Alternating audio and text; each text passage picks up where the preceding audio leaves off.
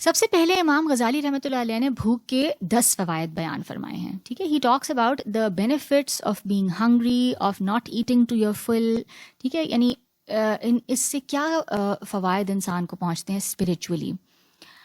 سب سے پہلے یہ فرماتے ہیں صفائے قلب. ٹھیک ہے، یعنی دل کی صفائی.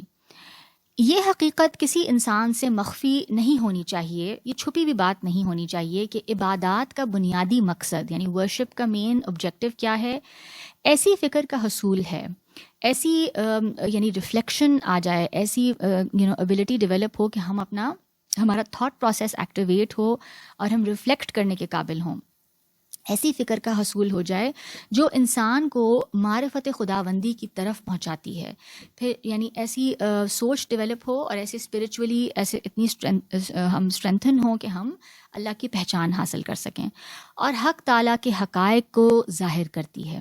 ٹھیک ہے، اور شکم سیری یعنی ایٹنگ ٹو یور فل، پیٹ بھر کے کھانا، اس مقصد کو حاصل کرنے سے روکتی ہے، جبکہ بھوک اس کے دروازے کھولتی ہے. اور معرفت خداوندی جنت کے دروازوں میں سے ایک دروازہ ہے. یعنی اللہ کو جاننا، اللہ کو پہچاننا آپ کو جنت کے دروازے کی طرف لے جائے گا. جنت کا دروازہ ہی ہے وہ بے شک.